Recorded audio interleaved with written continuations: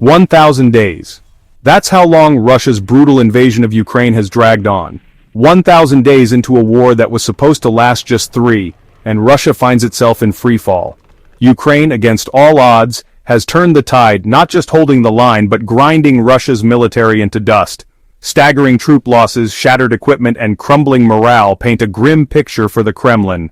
Putin's grand gamble has backfired spectacularly, and the cracks in his war machine are now impossible to ignore. But what sealed Russia's fate? The answer lies in a daring moment that reshaped the battlefield, the Kursk Incursion. On August 6, 2024, Ukraine launched a surprise offensive into Russia's Kursk Oblast, catching Moscow completely off guard. Ukrainian forces quickly breached Russian defenses, capturing dozens of square miles of Russian territory within the first few days. By the end of the first week, Ukraine had secured around 386 square miles of land, and Russian authorities had been forced to declare a state of emergency. In other words, it took Ukrainian troops only a week to show the world just how fragile Russia's position truly is. Naturally, for Russia, this incursion was a humiliating blow. After all, we aren't talking about a border skirmish, we're talking about a full-scale breach into Russian territory. A breach that awarded Putin a not-so-flattering title, the first Russian leader in modern history to have foreign troops on Russian soil. However, the Ukrainian troops haven't been just holding ground, they've been inflicting serious damage on Russia's military infrastructure. Ukrainian artillery and drones have been hammering Russian positions, leaving a trail of destroyed vehicles, tanks, and equipment. But that's not even the worst part. Thousands of Russian soldiers have also been sent to an early grave, with each day claiming more of the country's already strained forces. To put it simply, it's a slaughter for Russia. A slaughter that shows no signs of slowing down. In fact, it only seems to be getting worse. The deadliest days for Russian troops are no longer early 2022 when the invasion first began. They're now in November 2024, as the battlefield becomes more unforgiving with every passing day. But words alone don't do justice to the scale of these losses. The numbers tell the true story of Russia's unraveling. According to the General Staff of Ukraine's armed forces, Russia has lost 725,740 troops from February 24, 2022 to November 20, 2024. That's nearly 750,000 lives shattered in less than 3 years, and the toll keeps rising. As of November 20th, the deadliest day for Russian troops was November 11th, when they lost nearly 2,000 soldiers, or 1,950 to be precise. To put this into perspective, that's almost as many military personnel the United States lost during 20 years of war in Afghanistan. Yes, you heard that right. Between October 7, 2001 and August 30, 2021, the U.S. suffered a total of 2,324 combat deaths. Russia nearly matched this number in casualties in just 24 hours. The scale of this bloodshed truly defies comprehension. But November 11th was no isolated incident. The record that was broken that day was set the day before, on November 10th, which was also reported as Russia's deadliest day since the beginning of the invasion, with 1,770 losses. The previous record, 1,740 Russian losses, was set on May 13th, mere days after Russia launched an offensive operation in Ukraine's Kursk Oblast. But this doesn't mean that the early days of November were merciful for Russia. On November 8th, the country lost 1,660 troops. On November 4th, it was 1,260. November 1st claimed 1,270. You get the picture. October, previously the deadliest month for Russian forces, recorded 41,980 casualties, an average of roughly 1,350 per day. Yet November is shaping up to surpass even that grim milestone, with the last few days in November recording losses well over 1,500 a day. November 19th, 1,690. November 18th, 1,610. November 17th, 1,560. November 16th, 1,640. November 15th, 1,650. November 14th, 1,520. November 13th, 1,690. November 12th, 1,770. This devastation has led many to label what's unfolding in Kursk as nothing short of a massacre. Videos circulating online show hundreds of Russian vehicles obliterated, some with troops still inside, highlighting the utter futility of Moscow's repeated assaults. Of course, Russia wouldn't be Russia if it didn't try to spin things around. Russian soldiers have also been posting videos and photos of their battleground successes in Kursk. One such instance involves a Russian soldier proudly posing next to a Ukrainian Leopard 2 tank that his unit supposedly hit and captured. Given that Leopard 2 tanks are highly advanced and relatively scarce in Ukraine's arsenal, this was quite the achievement, right? Well, not quite. Upon closer inspection, this tank turned out to be nothing more than a decoy. A well-crafted decoy, but a decoy nonetheless. This bizarre display of desperation perfectly sums up the contrast between Russia's propaganda and the reality on the ground. This contrast has become so significant that Russian commanders have reportedly been arrested for exaggerating battlefield gains. According to recent reports, these arrests stem from Moscow's growing frustration with the gap between the glowing victories portrayed in state media and the catastrophic losses being suffered in Kursk. In a shocking turn of events, several mid-level and senior officers were accused of fabricating reports to appease higher-ups, overstating territorial gains, and inflating Ukrainian losses. The goal of these false claims was to shield the commanders from criticism and disciplinary actions. However, they only managed to fuel the Kremlin's delusions about the state of the war, yet another major miscalculation. So now, with Kursk turning into a disaster of unprecedented scale, the Kremlin's crackdown on its own commanders showcases the chaos and paranoia within Russia's military leadership. However, the fact that Russian commanders felt compelled to do this in the first place exposes another thing. The Russian chain of command is completely fractured. But as the Kursk debacle continues, no amount of doctored reports or arrests can mask the truth of Russia's mounting failures. But it's not just manpower that's being bled dry. Russia's equipment is also taking a brutal beating.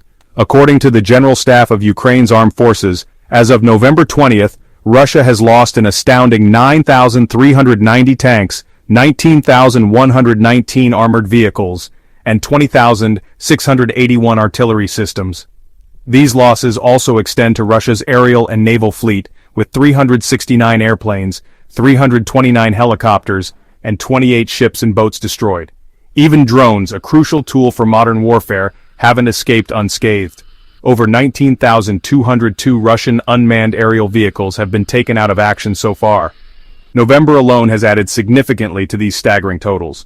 In just one day, November 19th, Ukrainian forces reportedly took out 8 tanks, 27 armored personnel vehicles, 49 artillery systems, and 91 drones. And remember the deadliest day for the Russians, November 11th? Well, that single day claimed 23 tanks and 81 armored personnel vehicles. November added a couple more dismal milestones to Russia's depressing track record. As of November 20th, Russia has officially lost over 1,000 anti-aircraft systems. While Russia passed 4 digits in this department, it's quickly approaching a devastating 5-digit number in total. A total of 29,648 vehicles and fuel tanks have been lost so far, with November 19th adding another 100 to the tally. It's only a matter of time before Russia's vehicle losses surpass the mind-blowing 30,000 mark. Each new day seems to bring another chapter of devastation to Moscow's war effort, and the worst part is that Russia cannot possibly replace these vital resources at the pace required. Now, you might wonder, isn't Russia's economy on a war footing? With all the resources pouring into the defense industry, how is it possible that it can't keep up? Well, the answer is simple. The losses are just too big. Russia's production lines, stretched to their limits, simply can't match the ferocious pace of destruction. Take large-caliber cannon barrels, for instance. According to Oryx, a Dutch open-source intelligence defense analysis website that records documented equipment losses, Russia loses over 320 tank and artillery cannon barrels per month. However, Russia's 2 rotary forges, critical for producing these components, can churn out only 20 barrels monthly. That's a replacement rate of less than 7%, a catastrophic mismatch. Worse still, Russia can't expand its production capacity because the skills and equipment required are controlled by specialist firms abroad, such as Austria's GFM. And given the sanctions, the prospect of acquiring any parts is close to zero. Fighting vehicles tell a similar story. Since the war began, Russia has lost roughly 155 infantry fighting vehicles, according to Oryx. Russian defense manufacturers can produce about 200 per year, or approximately 17 per month, which means they have the capacity to replenish these losses in less than a year. However, sustaining this level of production, while also dealing with other categories of equipment losses and maintaining combat operations, stretches Russian industry to its limits. Even with the older models scavenged from Soviet-era stockpiles, these reserves won't last indefinitely, raising questions about Russia's ability to keep up over the long term. Russia's artillery production has reportedly tripled to an annual rate of 3 million shells, which sounds impressive. Well, that is until you consider its consumption rate. While Russia is no longer firing the 12 million rounds expended in 2022, estimates suggest its current usage still far outstrips production. This has forced to rely heavily on imports, such as North Korean shells, which now make up nearly 50% of the artillery used in Ukraine. But shells aren't the only thing coming from North Korea. Beyond artillery, North Korea has provided long-range rocket and artillery systems, including 50 domestically produced 170mm M1989 self-propelled howitzers and 20 upgraded 240mm multiple launch rocket systems. These contributions mark a deepening military partnership between Moscow and Pyongyang, one that shows just how destroyed Russia's defense capabilities are. However, North Korean contributions to the equipment department weren't the most controversial. North Korean troops have arrived in Russia too. As of early November, Pyongyang has deployed around 11,000 soldiers to bolster Russia's efforts in the Kursk Oblast. At the same time, reports suggest that this number could increase in the coming weeks. Divided into assault and support units, these North Korean forces are now integral to Russia's strategy in the region. Yet these troops face significant vulnerabilities. They're poorly trained and equipped, lack battle experience, and don't even understand the language spoken around them. That's why many military experts have labeled them as nothing more than cannon fodder for the Russians. Of course, their involvement speaks volumes about the sheer scale of Moscow's manpower losses. It's obvious that Putin is desperately trying to plug the gaps, as Russia's domestic recruitment and conscription efforts are failing to sustain the war. This makes the growing cooperation between Russia and North Korea far from the triumph Putin's propagandists might claim. No, this partnership reeks of desperation. Faced with battlefield attrition rates it can't match, and an economy teetering under the weight of war, Moscow has turned to one of the few nations willing to defy sanctions openly. Speaking of Russia's economy, it also has finished written all over it, just like Putin's efforts in Ukraine. Sure, on paper, this economy might look solid. Russia's gross domestic product, GDP, is growing. Unemployment has hit a historic low of 2.4%, and wages have skyrocketed. But this rosy picture hides severe structural problems driven by the so-called military Keynesianism, an unsustainable war-fueled economic boost. The defense industry alone has absorbed 500,000 workers, while the armed forces require 30,000 fresh recruits each month to replace casualties. The labor market is so strained that defense firms have had to increase wages five-fold, pushing inflation to 8.68% as of October. These increased wages might attract workers, but they still come at a steep cost. Other sectors, particularly those vital to the civilian economy, are suffering from acute labor shortages. Meanwhile, Moscow's lavish military bonuses have created a financial black hole that the civilian economy simply can't fill. Perhaps that's why the Kremlin has resorted to one of its most cynical moves yet, slashing compensation for wounded soldiers. In a November 13th decree signed by Putin, Russia introduced a sliding scale for injury payouts, cutting what was once a flat payment of roughly $30,000 for any injury to a drastically reduced amount based on the severity of the wounds. Under the new system, only soldiers with the most catastrophic injuries classified as Section 1 and including severe spinal damage, brain trauma, or life-threatening organ damage will receive the full $30,000 or 3 million rubles. For less severe but still debilitating injuries, such as concussions or gunshot wounds not affecting organs, the payout drops to 1 million rubles or $10,000. And for truly minor injuries, soldiers will receive a paltry 100,000 rubles or roughly $1,000, barely enough to cover basic medical treatment. This cost-cutting measure is a flagrant betrayal of the soldiers who have already paid an immense price for Putin's war. Soldiers suffering from fractures or other injuries that may have long-lasting impacts on their lives are now treated as though their suffering doesn't matter. What was once a gesture of recognition for the hardships of war is now reduced to a cold, calculated formula. But the real sting comes when you consider the financial realities in Russia. With the rising inflation rate of 8% to 8.68%, Even the 100,000 rubles for minor injuries will quickly lose their value. This means that the soldiers won't even be taken care of in the short term, let alone in the long run. For many, this is a painful reminder that they are seen as nothing more than expendable resources. However, for Russia, this miserly move was the only viable option, as the war's costs spiral out of control. A 2024 analysis estimated that casualty payouts alone could amount to 2.3 trillion rubles, which is equivalent to $26 billion. That's roughly 6% of the entire national budget. Faced with this financial hemorrhaging, Moscow is choosing to save rubles at the expense of the very people it's sent to fight its war. But it gets worse.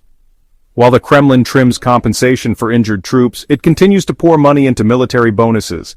Lavish signing bonuses are swallowing resources that could otherwise be used to support those injured in service. Basically, Putin is sending a clear message to his people. You'll be paid handsomely to join, but once you leave, you're on your own. That's if you even get to leave. With this in mind, it's no wonder that morale has hit an all-time low among the Russian ranks. But unsurprisingly, Putin doesn't care. He's reportedly ordered the retake of Kursk at all costs. There's even a deadline for recapturing full control over the region, February 1st, 2025. That's not even 2 weeks after the newly re-elected U.S. President Donald Trump is set to be sworn into office. He's given Ukraine an all-clear to use U.S.-supplied long-range missiles on Russian soil. This decision marks a monumental shift in the dynamics of the Russo-Ukrainian war. Biden's move, taken on November 17th, followed months of Ukrainian pleas for more potent weapons to strike Russian infrastructure and military targets beyond the front lines. At first, the U.S. resisted providing such weapons for fear of escalating the conflict. However, Moscow's provocative actions, especially the deployment of North Korean soldiers among the 50,000 troops in Kursk, finally prompted a change in Washington's stance. The immediate impact of this policy change was felt just 2 days later, on November 19th, when Ukrainian forces reportedly launched an ATACMS missile against a key Russian munitions storage facility in Karachev, Bryansk Oblast. This attack marked the first time that the U.S.-supplied long-range missiles were used on Russian soil. The target, a vital arsenal of Russia's main missile and artillery directorate, was reportedly destroyed in a dramatic explosion that sent fireballs soaring into the sky. Residents even captured the moment on video, showing the scale of the blast that rocked the region. Ukrainian officials confirmed that the munitions stored at this facility included artillery ammunition and anti-aircraft missiles, which are critical supplies for Russia's ongoing offensive. But why is this strike seen as a turning point in the war? Well, the ATACMS, with a range of up to 190 miles, allows Ukraine to target high-value Russian assets far from the front lines. The weapon's precision and capability to strike so deep within Russian territory will undoubtedly put immense pressure on Moscow's military infrastructure. However, it's important to note that this isn't just about military targets. It's about crippling Russia's ability to resupply its forces and sustain operations across multiple fronts. And this strike is just the beginning. The U.S. decision has allowed Ukraine to incorporate long-range capabilities from other NATO allies, including France and the UK, into its arsenal. These nations are now preparing to send their own long-range missiles to Ukraine, which notably include the Storm Shadow missiles, with a range of 310 miles. These missiles are designed to be launched from fighter jets, further increasing the diversity and reach of Ukraine's strikes within Russian territory. Other NATO allies are likely to follow suit. This means that Russia, which has become accustomed to operating with relative impunity on its own soil, will now be vulnerable to direct attacks that can cripple its logistics, command centers, and military resources. For Putin, this represents a nightmare scenario, a war on two fronts, one in Ukraine and one within his own borders. Moscow's response to this new reality has been predictably hostile. Russian officials, including Putin's press secretary Dmitry Peskov, have described the U.S. decision as a dangerous escalation and a new phase of direct U.S. involvement in the conflict. Peskov even warned that this would lead to greater tension between Russia and the West. As for Putin, he did what he does best, resort to the good old nuclear saber rattling. This time, he dramatically lowered Russia's threshold for using nuclear weapons.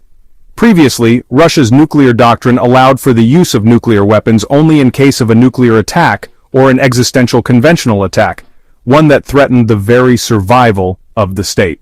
However, the new doctrine now states that Russia could respond with nuclear weapons to any critical threat to its sovereignty and territorial integrity, even if the threat comes in the form of a conventional attack. This also includes situations where Russia's ally Belarus is attacked, or if a non-nuclear power with support from a nuclear-armed state engages in acts of war against Russia. Essentially, any attack by a NATO member or a joint attack involving NATO support could be deemed as an attack on Russia itself, thereby triggering the potential use of nuclear weapons. Of course, the timing of this decree is no coincidence. Putin wanted to make it clear that he views Biden's decision as a direct threat to Russia's security. The Kremlin has long warned that if NATO provided Ukraine with weapons capable of reaching Russian territory, it would consider NATO's involvement in the conflict as direct. In response, Russia wouldn't hesitate to escalate the situation. However, these repeated threats have always been just that, threats, empty words. This makes Putin's reaction just another desperate attempt to claw back some semblance of control over a situation that has increasingly slipped from his grasp. But unless nuclear weapons truly enter the game, Russia is, as it stands, finished. It's losing troops, equipment, and money at an unprecedented rate. Now, with the capability for long-range strikes in Ukrainian hands, it will also lose territory and infrastructure. In other words, it's truly game over. But what do you think? Is Russia truly done, or will it find a way to turn the tide? Will the West continue to provide the necessary support to Ukraine, or will the recent changes in the leadership begin to fracture the coalition? Share your thoughts in the comments section below.